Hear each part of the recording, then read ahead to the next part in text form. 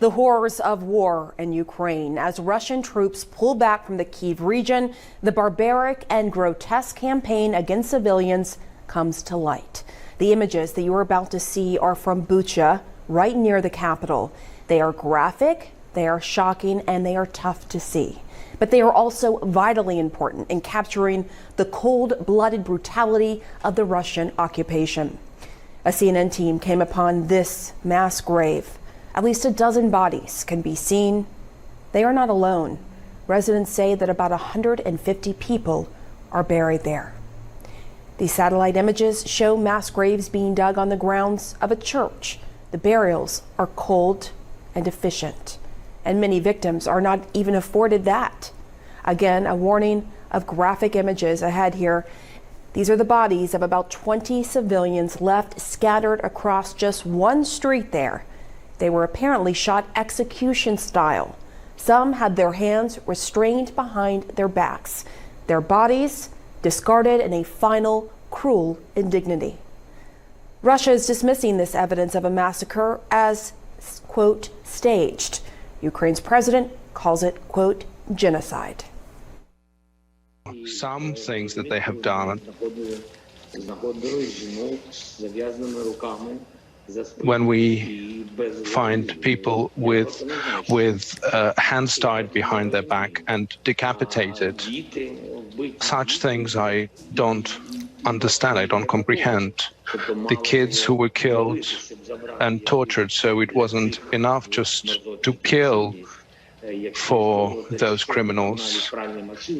Maybe they wanted to take gold or washing machines, and they were killing them, but they were also torturing them as they did this. Indeed, this is genocide. Mayor, can you please tell us what you're seeing in Bucha? Yes, I can tell you. At the moment, there is half the city is destroyed.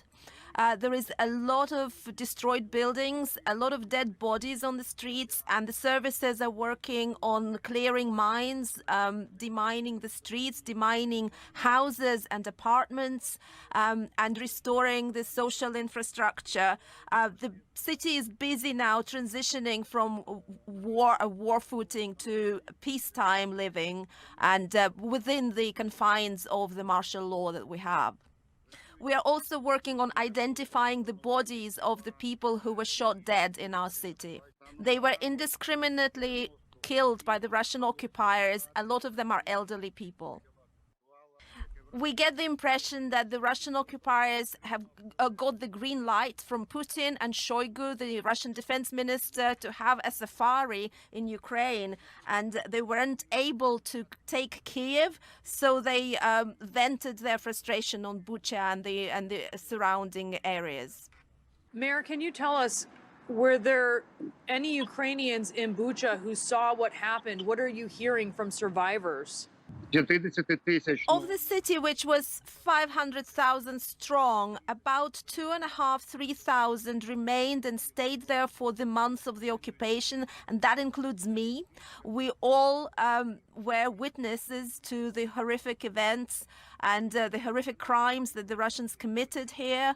And we will never forgive the Russian people, not personally, not individually, but on the whole. We will not forgive the Russian people for the atrocities that happened here.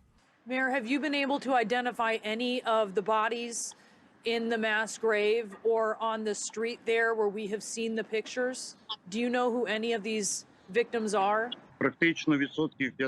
This work is ongoing. We believe we are able to identify about 50% of the bodies that are collected in the streets.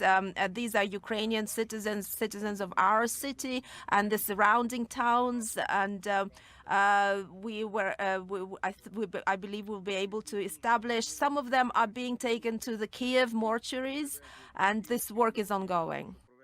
Are there many people missing? Are their families worried that their loved ones are there in that grave? So at the moment, every family who were forced to leave Bucha are currently worried because they cannot find some of their relatives. And we get a lot of applications, we get a lot of letters, messages asking to find their brother or husband or daughter or son or grandchild. And I think this will take a lot of time. We need to find out.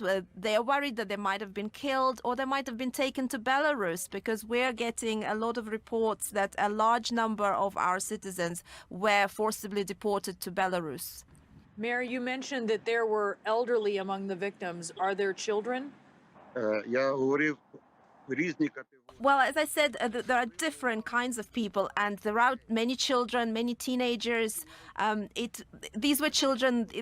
They posed no threat to the Russian troops, so Russia as a whole. They did pose absolutely no danger, and it was impossible not to see that they were children, not to see that a mother is carrying a child, and these cynical atrocities is what the Russian troops are all about. That's what Russia is all about. And we shall never forgive them. They will never be forgiven on this earth or in heaven. Mayor, I can't imagine how people there are feeling. What are they telling you? Almost everybody who survived the occupation, who went through the occupation, will need specialist psychological help to get out of the state. We Ukrainians have seen a lot through our history, but what we have seen through the period of the Russian war, which is still ongoing and it hasn't stopped yet, that we have experienced for the first time. We will rebuild the cities, and I'm grateful for the support from Poland and the neighboring countries and other urban communities that we're getting, Ukrainian communities. That is fantastic. We're really grateful for the support. We will rebuild the cities, but we also will keep the memory. We will keep the memory of what our people have gone through. That will never die. That will always stay with us. Mayor, how worried are you that Bucha is just the beginning, that we're going to be seeing this in other towns and cities? So, based on what we have seen, what the Russian occupiers have done here, I think we can expect to see the same picture on the entire territory from Kiev to Mariupol and Kherson. This will happen everywhere where the Russian occupier has stepped in, and they cannot make progress militarily.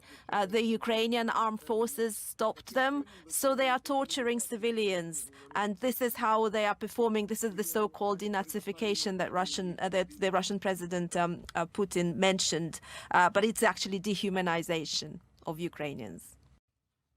The Russian Federation, whether you call it that, or the Soviet Union, or the Russian Empire, has periodically committed genocide against Ukraine. They engaged in they forced 2 famines on Ukraine, and they deported Ukrainians. But the worst of it all has been what we have seen here.